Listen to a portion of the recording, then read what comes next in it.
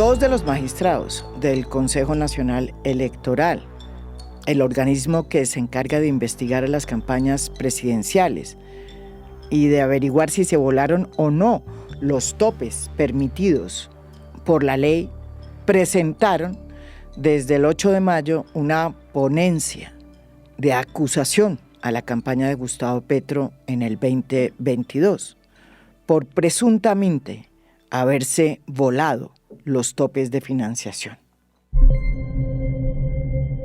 Sí, Juan Camilo, mucha atención que acabamos de confirmar que ya se radicó ante la sala plena del Consejo Nacional Electoral el pliego de cargos por presuntas irregularidades en la financiación de la campaña Petro Presidente durante el transcurso del 2022. La ponencia la presentaron dos magistrados. Benjamín Ortiz, que está en el Consejo Nacional Electoral en representación por el Partido Liberal, y Álvaro Hernán Prada, del Centro Democrático.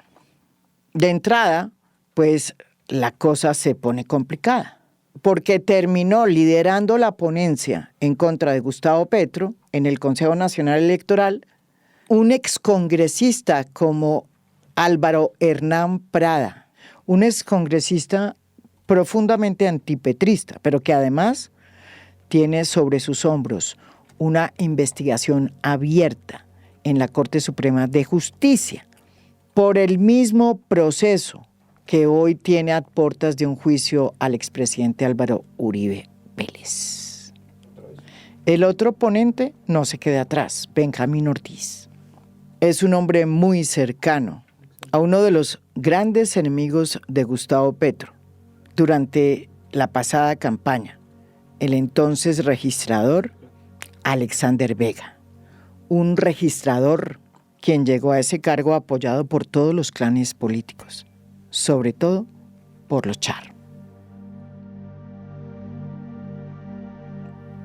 El hecho que sean sus enemigos los que han decidido hacer una ponencia negativa que está señalando a su campaña de haber ocultado más de 5.000 millones de pesos entre la primera y la segunda vuelta, ha hecho que el presidente Gustavo Petro considere que esta investigación es parte de una operación política para deslegitimar su gobierno y sacarlo del poder a través de lo que él ha denominado como un golpe blando. Estamos ante una arbitrariedad. Una instancia administrativa formula cargos al presidente de la República. Es una abierta ruptura constitucional. Se responde es con la fuerza del pueblo. Invito a todas las instancias del pacto histórico a reunión de inmediato y a las fuerzas sociales del país a prepararse contra el intento de irrespetar el voto popular. La democracia entra en emergencia. A los colombianos progresistas en el exterior, iniciar las campañas en el mundo contra el golpe de Estado en Colombia.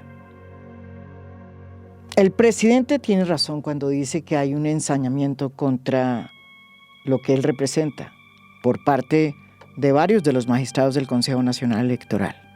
Varios de esos magistrados que están en el Consejo Nacional Electoral archivaron rápidamente las investigaciones de la ñeñe política, cuando el investigado era Iván Duque y su campaña presidencial.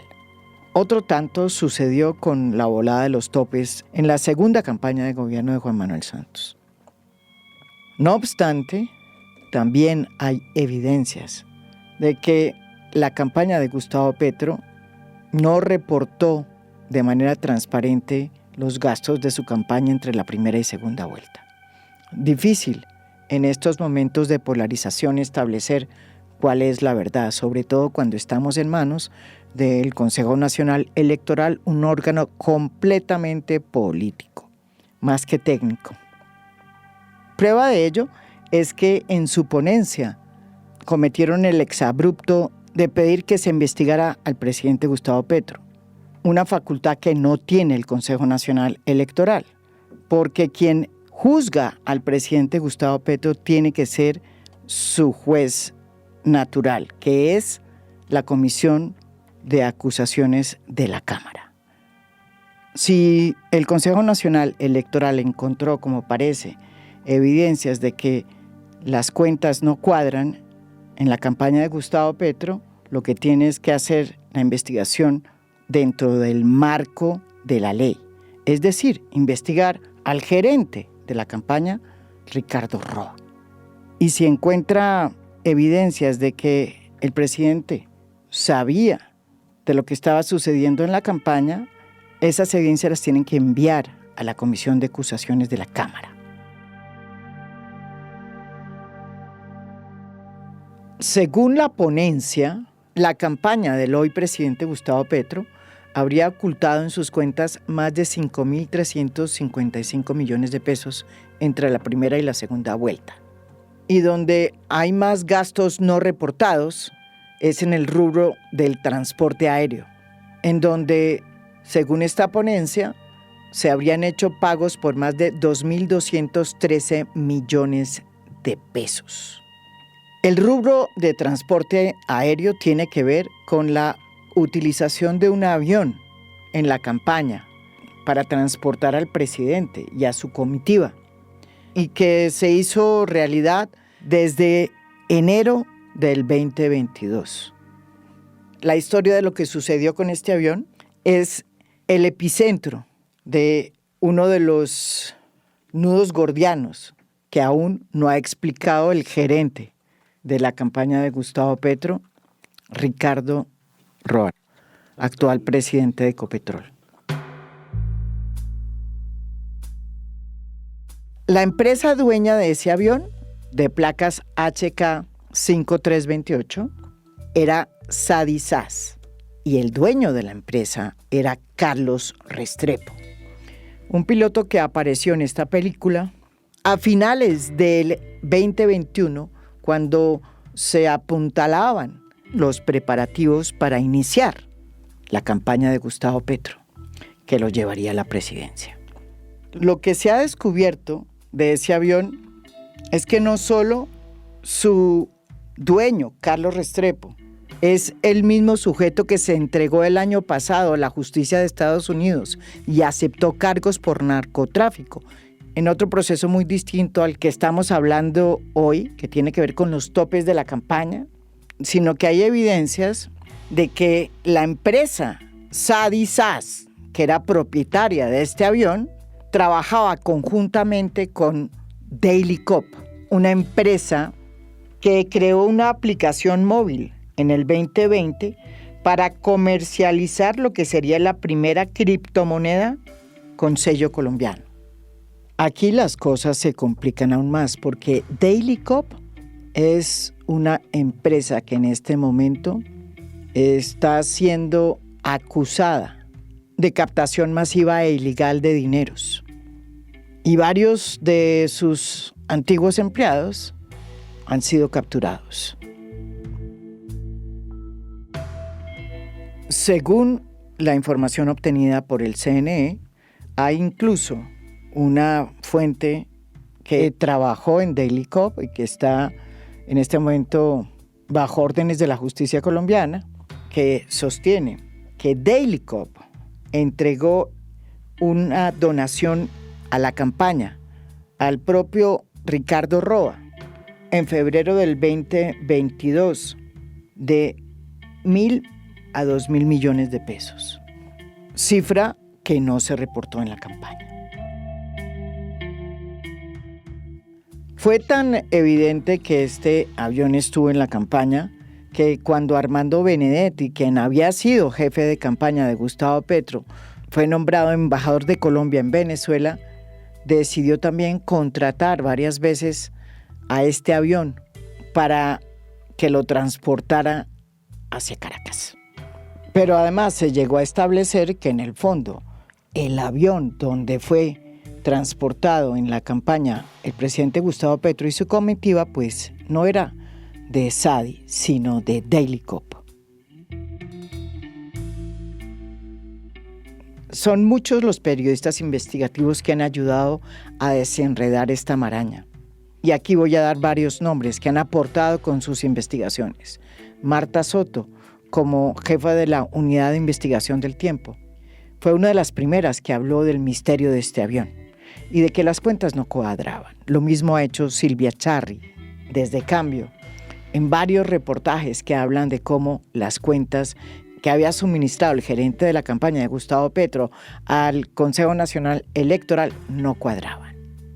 Otro de los periodistas, que además fue el que descubrió el rastro de la empresa Daily Cop en la campaña presidencial, fue Jorge Espinosa.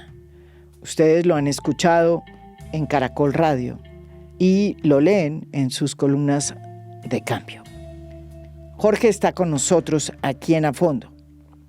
Él nos va a contar cuál es la historia que tiene el avión HK-5328 que transportó a el entonces candidato Gustavo Petro y su comitiva, y por qué los gastos de transporte aéreo que registró la campaña son los que menos cuadran.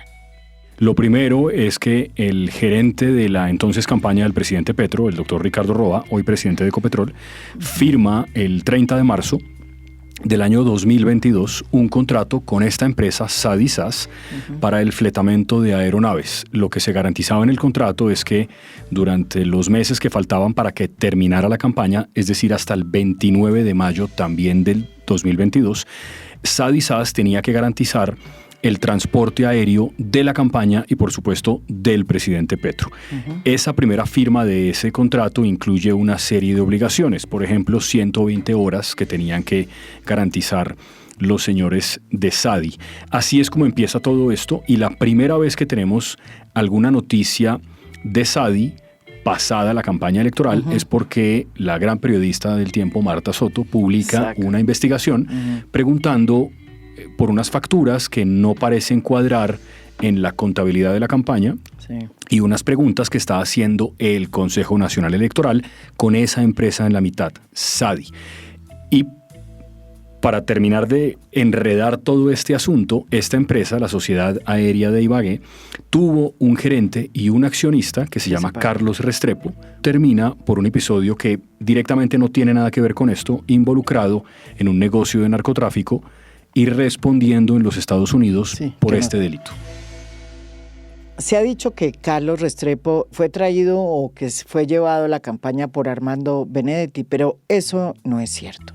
A Fondo pudo constatar que quien llevó a la campaña a Carlos Restrepo fue Ricardo Roa, que era en ese entonces el gerente de la campaña, y lo llevó por imposición de Verónica Alcocer, quien insistió una y mil veces que por razones de seguridad el contrato se debería hacer con Carlos Restrepo, porque el avión era el más seguro. Esta información que estamos dando se ha confirmado por lo menos con 2 de las personas que formaron parte de la campaña de Gustavo Petro. Lo que sí se pudo confirmar es que a finales de febrero del 2022, cuando empezaba ya la campaña presidencial, se hace una reunión entre Ricardo Roa, Benedetti y Carlos Restrepo para informarle a Benedetti que de ahora en adelante se va a usar ese avión. Lo que solucionó una disputa que había porque Benedetti tenía otro avión. En esa reunión se pactó el modus operandi de cómo era que se iban a desplegar los planes de vuelo, y se determinó por parte de Carlos Restrepo que la comunicación la debía manejar su asistente y que por parte de la campaña la coordinación la tenía que hacer Laura Saravia. Pero sigamos con Jorge Espinosa, contando cómo fue que se supo el verdadero historial que había detrás de este avión. La primera vez que, así como tuvimos noticia de SADI por la publicación de Marta Soto, la primera vez que nos enteramos de que existe este asunto de las criptomonedas colombianas de Daily Cop, que era, en síntesis, una criptomoneda colombiana que prometía una inversión a las personas que en Colombia o fuera de Colombia compraran criptomonedas y les prometía un retorno, una inversión del 12% al año o unas inversiones, digamos, mensuales. Eso termina desbaratándose poco a poco, pero mucho antes de todo esto, de que se desbarate y terminen todos los fundadores de Dailycop presos o perseguidos por la justicia, el doctor Benedetti, otra vez, publica por allá por septiembre del 2022 o un poco antes, unas fotos en su cuenta de X en las que él aparece en lo que parece ser un avión privado, un charter. Y en ese avión privado, él está en una de las fotografías acostado, y él pone en un mensaje algo como: dura campaña, estamos todos muy cansados, molidos, pero vamos de viaje. Y él está en una silla de este avión privado, y detrás de la silla en la que él está hay un aviso que dice Dailycop.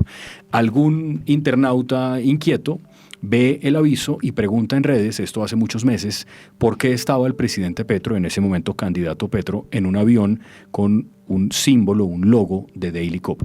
Nadie de la campaña da respuesta y el asunto se queda simplemente en una anécdota de redes. Yo a Benedetti le he preguntado por este asunto y la verdad es que no ha dicho mayor cosa. Lo mismo que la doctora Laura Saravia, que ha insistido en que ella de este asunto no sabe nada.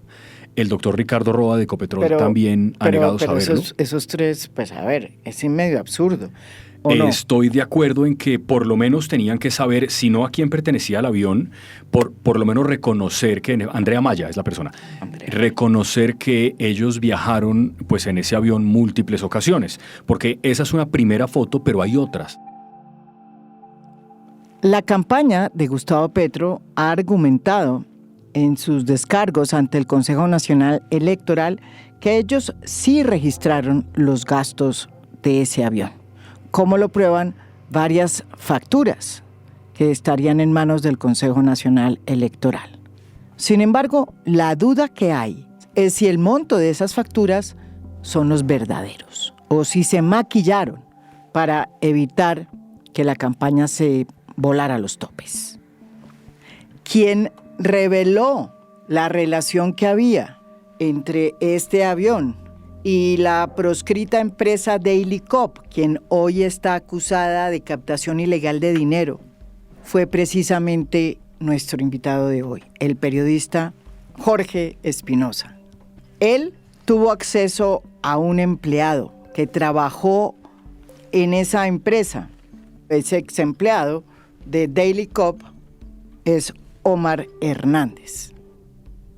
Hernández está en busca desde hace rato de un principio de oportunidad con la Fiscalía y decidió hablar con el periodista Espinosa para contarle cómo era en realidad la relación entre Dailycop, SAS y la campaña del presidente Gustavo Petro. Esa entrevista se hizo en Caracol Radio el pasado 8 de mayo.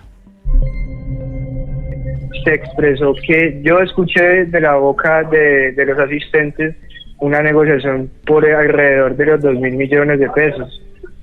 Eso es algo que yo escuché. Aquí en A Fondo, el periodista Jorge Espinosa recuerda cómo fue que llegó a Omar Hernández, que fue el comienzo de esta historia con Dailycop.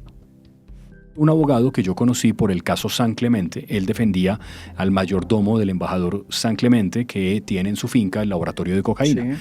Ese abogado, que se llama Víctor Muñoz, en aquel momento yo trabajé con él tratando de entrevistar al mayordomo y tratando de que el mayordomo diera su versión. Y el señor debió tenerme por allí cerca en sus contactos y hace 3 semanas me envía una información. Yo lo llamo y él me dice, mire, mi cliente, que se llama Omar Hernández, que está capturado por los hechos de Dailycop, él está preso, está esperando que formalmente lo empiecen a investigar y que comience el juicio. Lo están acusando de 3 delitos, lavado de activos, enriquecimiento ilícito, captación ilegal.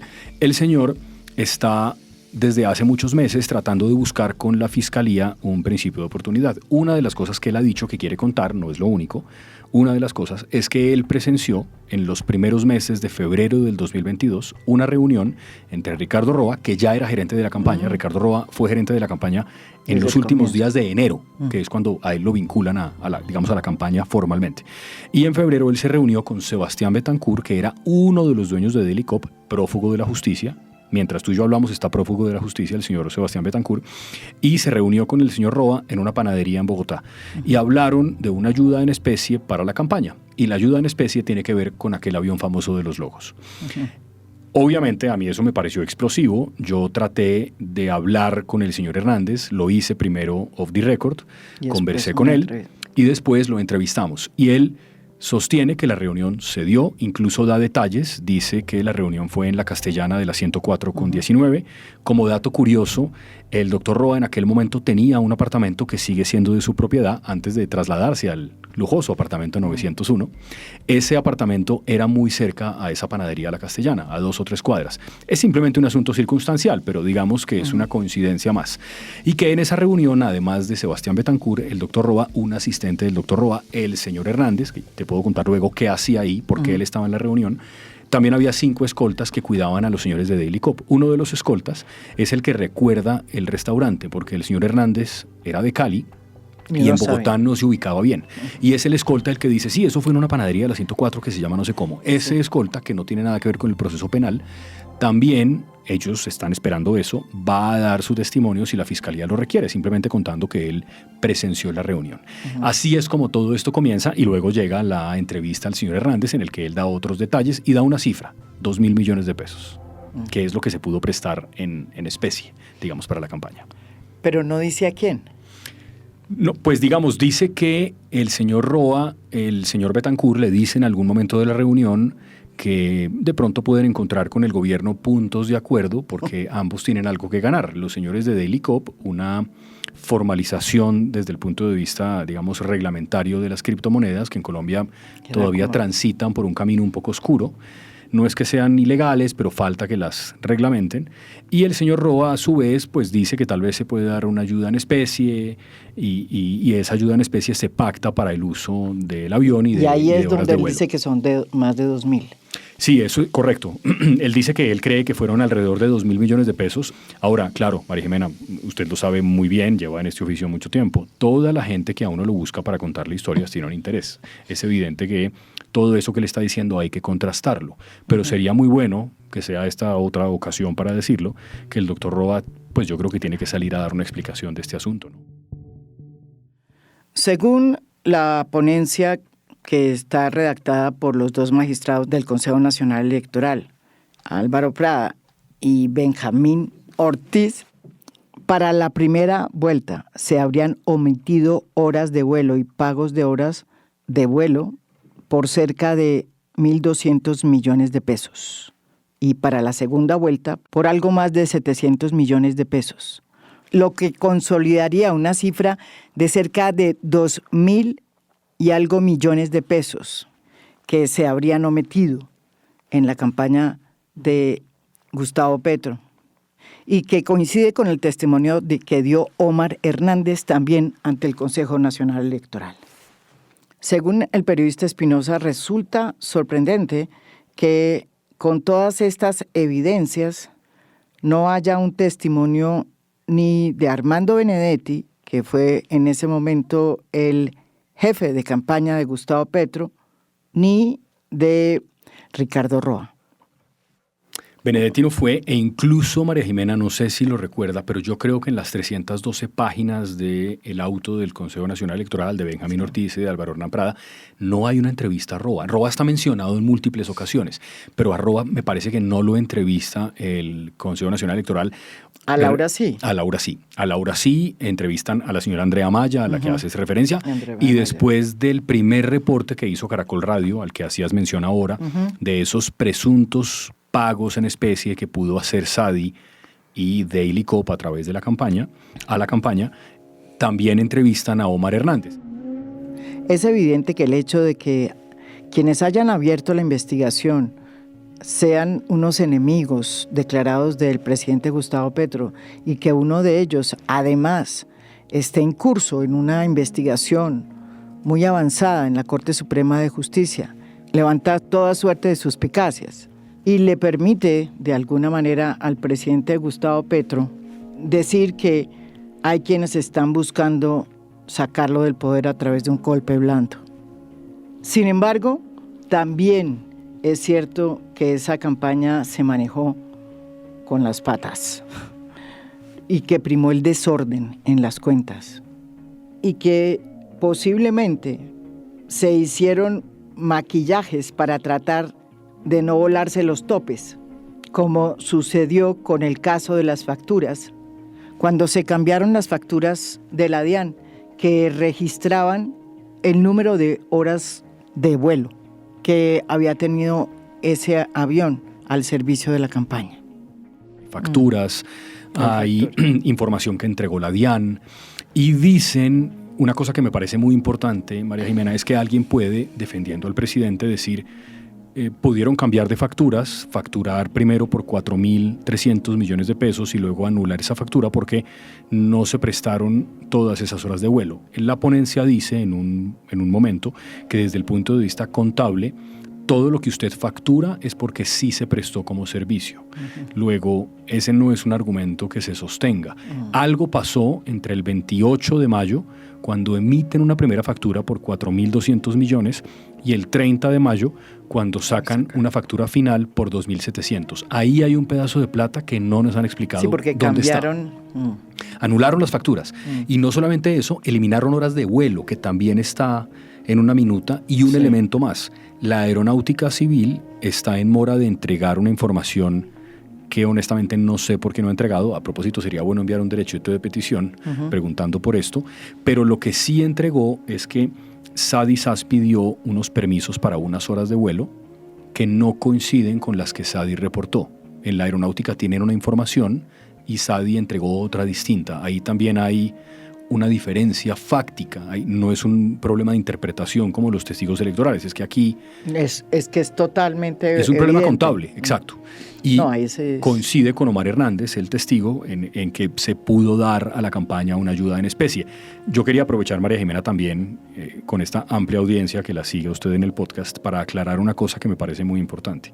El presidente, que es muy hábil para las cortinas de humo, ha dicho que él jamás ha comprado un avión y que esa es una infamia. Pero es que eso nunca se dijo. Eso nunca ha sido la acusación. Nadie ha dicho que la campaña compró un avión. Es más, al presidente ni siquiera se le vincula a este asunto. No, es que sí. Nadie ha dicho que él ordenó que se hicieran pagos ocultos. Nada de eso es lo que se ha dicho. En el fondo, lo curioso de todo esto es que en el fondo nada de esto vincula directamente al presidente. No. Incluso yo le pregunto a Omar Hernández en la entrevista, o él dice en la entrevista, él es muy insistente en decir: yo no quiero que esto se politice, yo no tengo un problema personal con el presidente, y es más, yo ni siquiera sé si el presidente sabía, yo no tengo ninguna evidencia de eso, yo de eso no sé nada, yo solo sé lo que yo vi en esa reunión, yo no sé quién convocó la reunión, no sé quién buscó primero a quién, yo nada de eso lo sé, yo simplemente sé que yo vi a Roa con el señor Betancourt, que es un prófugo de la justicia, hablando de las criptomonedas y de todo este asunto del pago en especie a la campaña. Eso es lo que yo sé, pero el presidente, que yo sepa, no estaba enterado de nada de esto. ¿Qué puede ser? Puede ser. Yo también creo que el presidente no tiene por qué encargarse, además de hacer la campaña, de establecer a quién pertenece un avión de matrícula HK. O sea, no creo que esa sea su labor. Me parece probable que el presidente no estuviera enterado de estos detalles, la verdad. Lo que queda claro es que quien nos debe, en el fondo, una gran explicación es el entonces gerente de la campaña, Ricardo Roa. Durante la campaña, creo que ya en las postrimerías, le pregunté yo directamente a Ricardo Roa cómo era que se estaba recogiendo el dinero de la campaña y de dónde salía la financiación. Me dijo que, teniendo en cuenta que los candidatos tenían derecho a recibir financiación estatal para sus campañas y que ese monto se fijaba de acuerdo al número de votos obtenidos en cada elección, ellos podían pedir préstamos en los bancos para que se les liberara la plata de manera anticipada, la cual se pagaría con los dineros provenientes de la reposición de votos.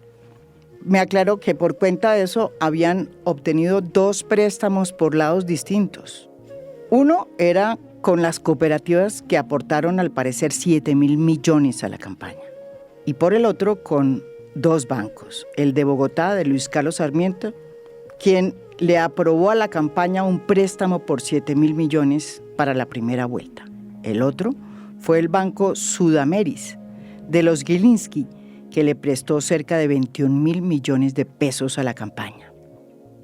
Por lo que han descubierto varios periodistas en Colombia y por lo que ha investigado la comisión, el Consejo Nacional Electoral, es evidente que hay una historia que no se ha contado y que no corresponde a la historia oficial.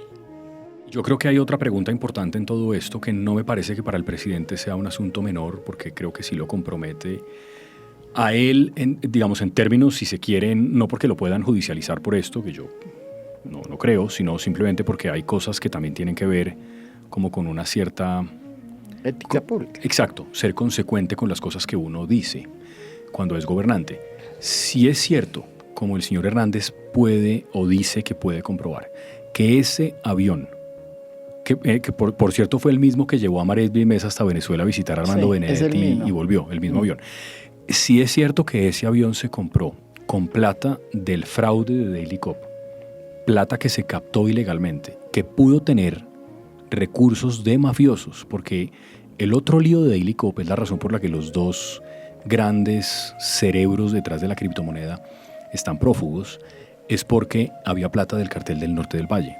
Es más, en la prensa argentina, hace unos meses, reportaron que a uno de los dos, no a Betancur, sino al otro, Juan José Benavides se llama, se le metieron a su quinta, a su casa cerca de Buenos Aires y lo amarraron y lo tuvieron secuestrado varios días.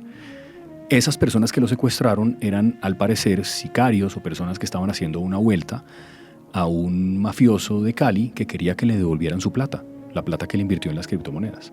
Si el avión en la que transportaron al presidente se compró con esa plata, ¿cómo quedamos? Porque eso es lo que dice Betancur, eso es lo que dice el testigo Hernández. Sí, que el avión se compró con esa plata y que él tiene la manera de hacer una trazabilidad de esas transacciones, que esas transacciones se hicieron...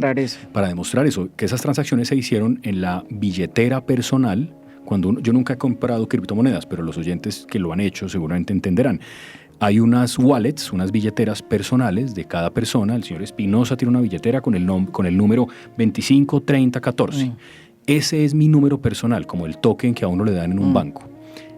Lo que yo compre con esas criptomonedas queda la traza. Claro, como hacer una transacción en Bancolombia o en Nequi. Sí.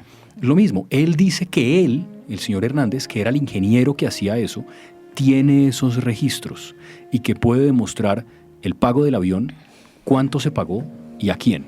Eso él tendrá que cumplirlo en fiscalía, pero ese es otro elemento. Montaron al presidente en un avión que pudo comprarse con plata de la mafia. La historia del avión HK-5328 tiene una larga estela, como bien lo cuenta aquí Jorge Espinosa. El avión tiene una historia bien interesante porque el avión no era operado directamente por SADI, que yo entiendo que solamente tenía una licencia para operar helicópteros. SADI tercerizó el uso del avión con una empresa, me parece de nombre Helsinki, que es una empresa colombiana que operó el avión y a quienes también han requerido para que den una serie de explicaciones. El fin de semana que acaba de pasar, doña Marta Soto también publicó que el avión parecía estar ahora en un hangar de Panamá y que había cambiado de dueño y de color. Lo pintaron, la matrícula sigue siendo, por supuesto, entiendo que la misma, pero cambiaron de dueño y de color y el avión ya no está en Colombia. Y quien fuera el dueño del avión, el señor Hernández dice que lo compraron la mitad con la plata de Daily Cop y la otra mitad con plata que puso SADI, es decir, el señor Restrepo, al parecer, o a través de Restrepo como testaferro. Esa es una pregunta abierta: ¿cuánto se pagó por el avión? ¿En qué momento se hizo la transacción? ¿Y a quién se lo compraron? Eso no parece estar todavía claro. Y ese avión sí, tiene una larga historia, se utilizó en distintos momentos, igual que algunos helicópteros. El Tiempo publica hace unas horas, de nuevo, que Sandra Ortiz, la famosa exconsejera de las regiones mencionada por Sneider Pinilla, como la persona que intermedió para la plata a Iván Name, estaba subida en un helicóptero hace poco que también aparece vinculado a SADI. O sea, SADI sigue apareciendo en episodios, digamos, que tienen que ver con el gobierno. El doctor Roa ha dicho, con razón, que en el momento en el que se hace el contrato con SADI era una empresa perfectamente respetable y que cumplía con... Y eso es verdad. Eso es verdad. Con Carlos Restrepo. Buena pregunta. SADI ha dicho que Restrepo ya no tiene que ver con ellos desde que al señor se lo llevaron para los Pero Estados eso fue Unidos. hace un año. Eso fue hace un año, sí. La empresa, digamos, yo creo que al presidente hay cosas que aquí no le han contado bien. Y a nosotros tampoco, porque el doctor Roa... ¿Usted se fijó de algo curioso, María Jimena? La semana pasada Ecopetrol entregó resultados trimestrales. Que yo recuerde, y yo ya, cuando yo empecé a hacer radio tenía pelo y ya no me queda nada, o sea, ya llevo unos años en esto. La primera vez que un presidente de Ecopetrol, incluyendo Roa, no da una entrevista para contar cómo le fue a Ecopetrol. Es esta. Que fue el mismo día en el que publicamos la entrevista con el señor Hernández. No Hernández. digo que fuéramos tan importantes como para que él se escondiera en un rincón, pero sí me parece que el doctor Roa ha estado muy silencioso. Ni siquiera ha hablado, salvo una entrevista al Tiempo escrita con ningún otro medio para contar qué pasa con Ecopetrol. Ecopetrol. No ha contestado muchas preguntas que yo creo que necesita contestar. Sí. Como hemos visto a lo largo de este podcast, es evidente que hay muchas cosas que no cuadran en la campaña de Gustavo Petro.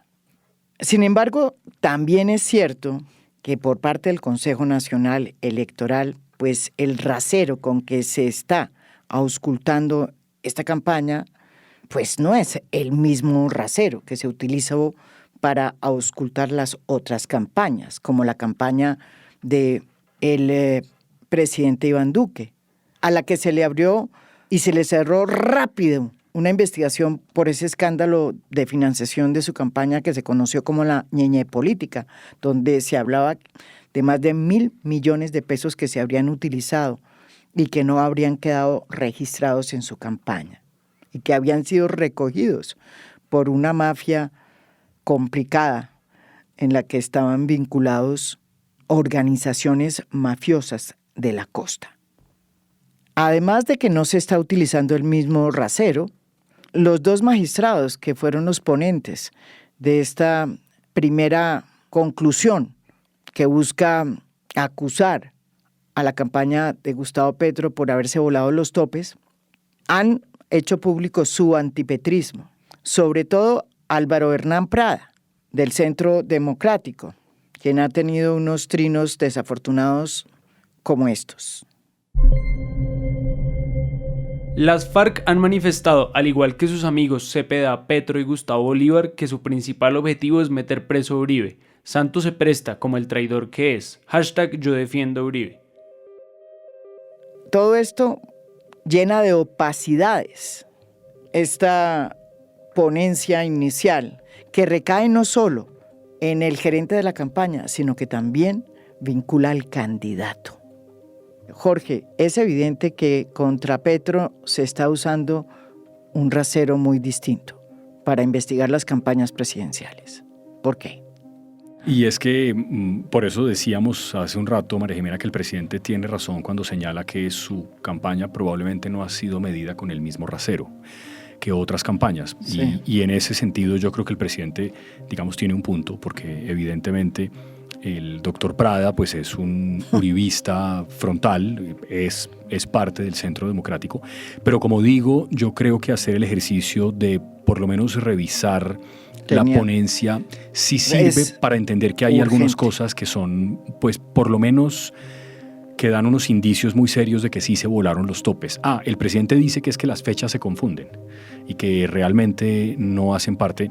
Al presidente hay que recordarle que según el cronograma de la registraduría, la campaña había empezado 2 meses antes de que se firmara el contrato con Sadi. Luego, todo lo que pasa entre mayo 29, cuando termina el contrato, y marzo 30, cuando se firma, hace sin duda parte de la campaña. Eso tenía que registrarse. Y la pregunta es si sí se registró. Yo creo que la evidencia demuestra que no es así. Bueno, y esto para no hablar de lo que ha dicho ya Nicolás Petro, y hay otras investigaciones que pues en esta se pierden, ¿no? Sí, es que ya uno no sabe muy bien, ha sido difícil seguirle el ritmo, a pesar de que en este país estamos acostumbrados a que las cosas nunca se detienen, ¿no? Siempre estamos como... Pero sí, hay tantas cosas que pasan y tantas cosas que todavía tenemos que saber, y obviamente, María Jimena, para la empresa más importante del país, que se llama Ecopetrol, todo esto tiene una importancia muy grande, porque a mí me dicen que en las juntas directivas de los últimos 6 meses solo han hablado de los problemas que le salen cada semana al doctor Roa.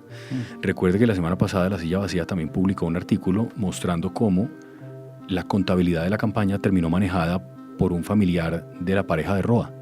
Todo quedó en familia, porque la persona a la que encargaron en la campaña para eso, que debía ser una persona que entendía de contabilidad, la apartaron y en el auto está escrito y que la campaña terminó manejada pues por personas, digamos, que eran del círculo más íntimo de Roa. Luego, nada pudo ocurrir a las espaldas de Roa. Eso no creo que sea un escenario posible. La conclusión de este podcast es que si hay alguien en la campaña de Gustavo Petro que tiene que dar explicaciones, ese es el gerente, Ricardo Roa. Él nos debe muchísimas respuestas. Y su silencio tampoco ayuda.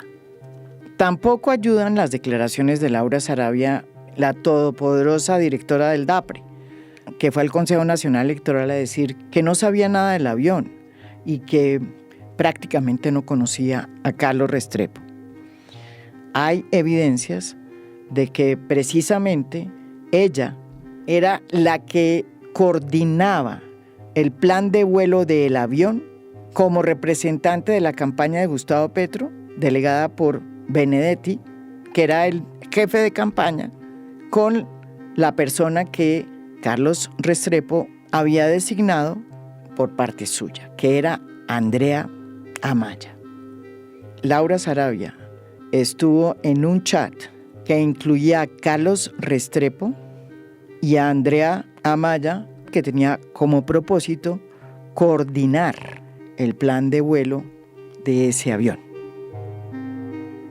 Y por último, quien impuso ese avión no fue, como están diciendo los medios, Armando Benedetti, como jefe de campaña. Quien lo impuso fue Verónica Alcocer, quien llegó a la campaña a decir que por motivos de seguridad el avión que debería usar Gustavo Petro tenía que ser el avión de Carlos Restrepo. El avión es importante porque podría llegar a ser la prueba de que se hicieron unos aportes a la campaña en especie que no se registraron. El trasfondo de todo este escándalo tiene que ver con la manera como se hacen las campañas presidenciales en Colombia. Yo me atrevo a decir aquí que casi que ninguna campaña resiste ser auscultada, porque si se empieza a hurgar, todas las campañas terminan revelando profundas opacidades que se vienen realizando desde tiempo atrás y que lo llevan a uno a concluir pues que la manera como se están haciendo las campañas presidenciales en Colombia desde hace rato es una cueva de Rolando. Sin excepción. El problema es que las cosas se complican aún más cuando, por motivos políticos, el sistema electoral decide investigar una y cerrar los ojos frente a las demás. Esto es A Fondo. Mi nombre es María Jimena Duzán.